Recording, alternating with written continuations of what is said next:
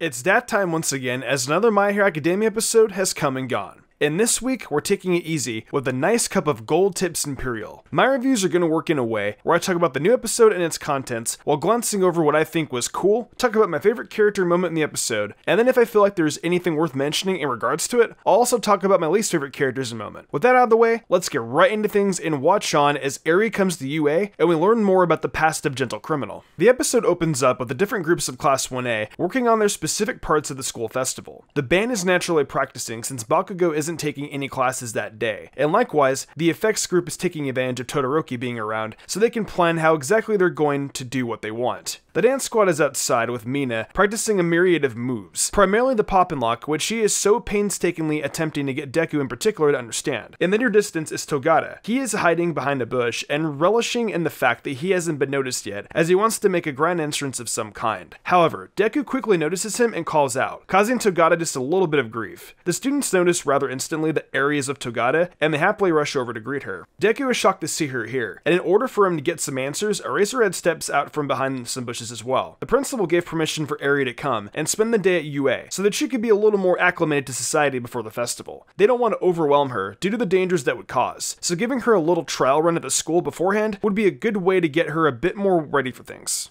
The other students make their way over to introduce themselves to Eri, and she sheepishly hides behind Togata as she is obviously quite shy. Togata invites Deku to come around with the two of them to help show Eri around UA, and naturally the young hero obliges. Other students come out, including Kirishima, who seems elated to see Eri, even though they never really met. And all the students decide to take a break and have themselves a tea time. The duo walks the halls of UA with Eri, explaining that since people live in dorms on the campus, that they are still putting in work for the festival on a weekend, since it's so easy for them to do so. A couple of students walk out of a classroom and notice Togata, and immediately notice Eri, and asks him if that is his daughter, and the reason why he's taking time off from school. The trickster just stares at them with a smile, and the students continue to get freaked out, which was a pretty funny scene. They give a couple flyers to Deku and Togata, and ask them to check their event out when the time comes, impressing Deku mightily with the quality of the flyer. As the trio continues to walk around, they end up passing through a giant amalgamation of students, decorating the outside of the school and moving things around. There is still a full month until the festival, but everyone is working extra hard, trying to outdo the quality of the festival the year prior. Suddenly, some weird dragon head thing pops out of nowhere and takes a few bites just inches from Eri's face, causing her to flinch back and hide behind Togata once more. As it turns out, it's a prop being carried by some students from 1B. Kirishima's 1B counterpart Tetsu and Naito Monoma are the two students, and as has been the case every time he has been on screen, Monoma immediately starts antagonizing Deku just because he is in 1A. He criticizes Deku for not doing anything in the present moment and instead walking around, but the fledgling symbol of peace of course ignores him entirely and instead checks to make sure Eri is alright. She responds that she thought it was the person who fell from the sky, flashing back for a moment to when Ryukyu came crashing through the ground during the fight with Overhaul in her dragon form. Monoma flat out asks Deku if he is ignoring him, and says that regardless of the concert that 1A is doing, that 1B will absolutely put on a performance that is much better. The girl that usually keeps Monoma in line, named Kendo, who you may remember as the girl whose quirk lets her have giant hands, isn't around at the moment because she's taking part in a beauty pageant representing their class. Togata apologizes to Eri as the 1B students walk off, telling her that she just had to witness some of the darker parts of UA. Deku seems to be a bit hung up on the beauty pageant, surprised that Eraserhead never mentioned anything about it. Togata mentioned that Najiri is really into the pageant this year, seeing as she came in second place the year prior. They decide to go pay her a visit as she is getting ready for it, and she excitedly greets Eri. Deku's taken aback by, Najiri's body proportions, and is rather surprised that between that and her flashy quirk, that she wasn't able to win the pageant the year before. Apparently some third-year girl from the support course keeps beating her in these things, but this year, she's going to try her hardest. Sun Eater walks over to the group and laments that this year Kendo is involved, and after her work study from back in season 2 that featured her in a commercial, she apparently has a lot of secret fans, so she'll be hard to beat too. The whole thing overwhelms him into a stomachache. The poor guy.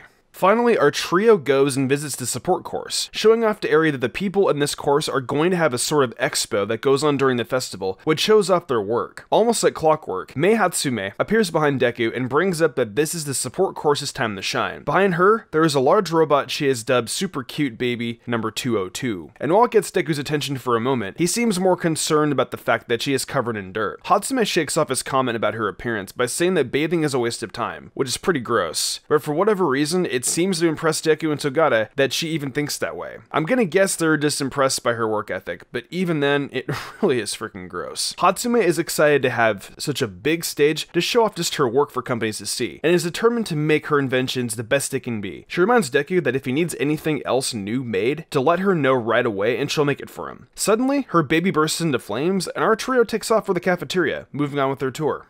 The three sit down at a table, and Eri sips on some drink, unwinding after the day of checking things out. Deku asks her if she is used to things yet, and how she enjoyed the day, but Eri just doesn't seem to have an answer yet. However, seeing all the different people working hard today leaves her wondering how things will come out. It looks as though their conversation is being listened to, as a voice calls up from further down the table, telling Eri that it means she is getting excited. The voice came from the principal of UA himself, Nezu, who is chomping down on some cheese for lunch with Midnight. He lets the three know that even he is excited about the festival. There are so many students working hard and having a lot of fun to try and make it the best festival possible so everyone can enjoy themselves after all. Apparently, however, recently the chief of police had paid a visit to Nezu, attempting to convince him to voluntarily cancel the festival, as it didn't want UA to have something that would be so inviting to villains to come and attack. The chief is afraid that they wouldn't be able to actually stop anything massive from happening this time, but the principal makes a final plea to let the festival continue. He doesn't want to let the future look any bleaker by continuing to let the threats of villains stop lives from being lived, and it seems to sway the police for the moment.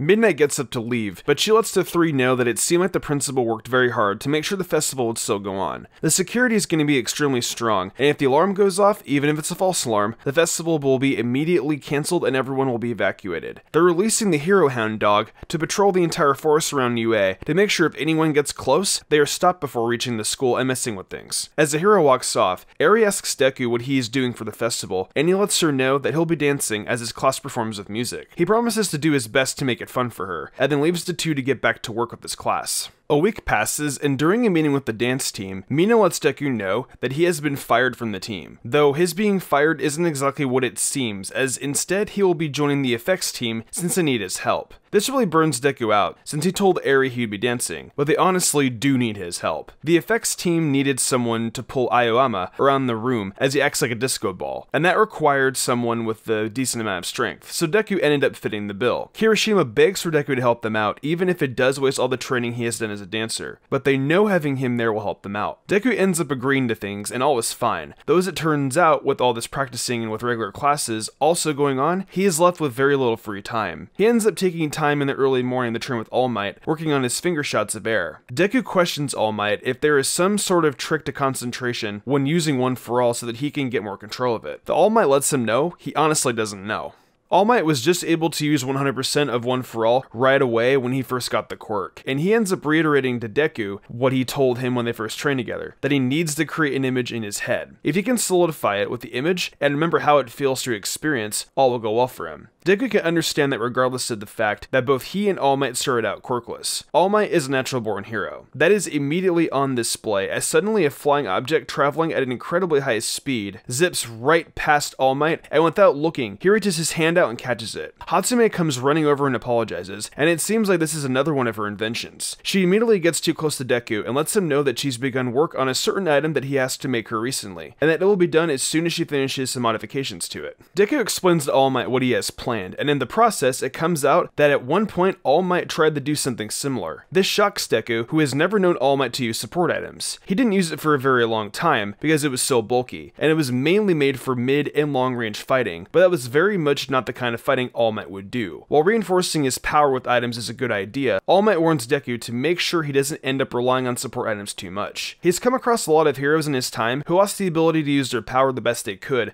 just because they lost a support item. Later that night, as everyone is unwinding back in the dorms, Yaoyorozu is making some tea that was sent to her by her mother known as the Gold Tips Imperial. As everyone indulges, Deku is off on his own on a couch, mumbling about how it's impossible he couldn't have known All Might use a support item for a short time, and is scouring the internet looking for any pictures or others talking about it on the many All Might message boards he frequents. Uraraka walks over to him and tries to offer him some tea, though Deku is accidentally tapped on a video, one that just so happens to have been published by Gentle Criminal. The video is about Gentle Criminal discussing what tea he drinks before and after doing things. Uraraka gives Deku a cup of tea, just as Gentle Criminal says in the next video he uploads, an alarm will go off for all of society to hear, and that they just need to stay tuned. Uraraka comments that the video is pretty short, and asks who exactly it was that was talking, commenting that it doesn't seem like people care for him very much, just looking at the like to dislike ratio. Deku admits he knows very little about him, just that he is a villain who is famous in certain circles for causing trouble. He figures it's a bit amazing that he is able to put out their videos and not get caught at all. We move over to the home of Gentle Criminal, who is currently putting together the next plan. La Brava lets him know that she has been worried with the way he has been lately, seeing as he hasn't taken a tea break in a week. Gentle Criminal has noticed that lately people are full of discontent towards heroes, and it's because they've been acting cowardly. The current crop of heroes lack preparedness for unexpected circumstances, and just don't realize the kind of crisis they're in right now. The fact that UA is still deciding to have their festival right now is a pretty apparent sign of this being true. Even La Brava isn't entirely happy with the idea of getting students with a bright future involved in this. Gentle Criminal laughs it off and lets her know that this is all just merely going to be a warning, and that with his invasion, all he will do is help to make the future heroes stronger. At this point, Gentle Criminal decides to go over the route that the two of them will take to help them invade UA on the day of the festival. They're going to a main road with little traffic and few hero agencies at around 5 in the morning. They will go down a side street, and Gentle Criminal will avoid using his quirk so that they don't alert any heroes that may be doing patrols in the sky.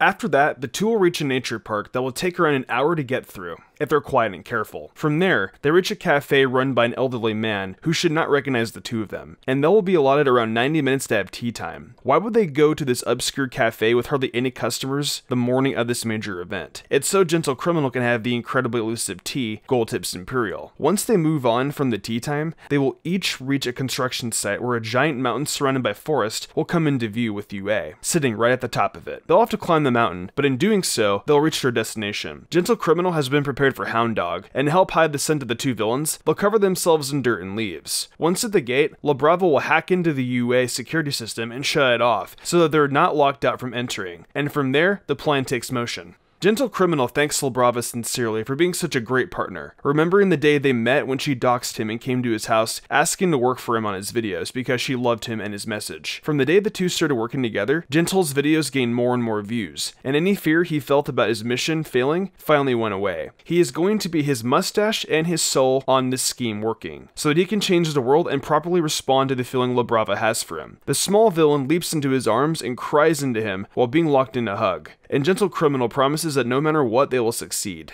The episode comes to an end here, and man, there is a really good one that is going to lead into the next one, aptly named Deku vs. Gentle Criminal. I love the build-up in the second half from Gentle Criminal the most, though I would be remiss to not mention how much I love seeing Eri in her nice dress and getting to experience a few nice things as opposed to seeing her constantly wrapped in bandages and at the mercy of Overhaul. I am so looking forward to the next episode and the start of what I can only presume to the final fight of the season, before my hero once again goes away for a while. I'm really glad the second half of the season is picking up for the ending few episodes, and I can't wait to see how this arc wraps up.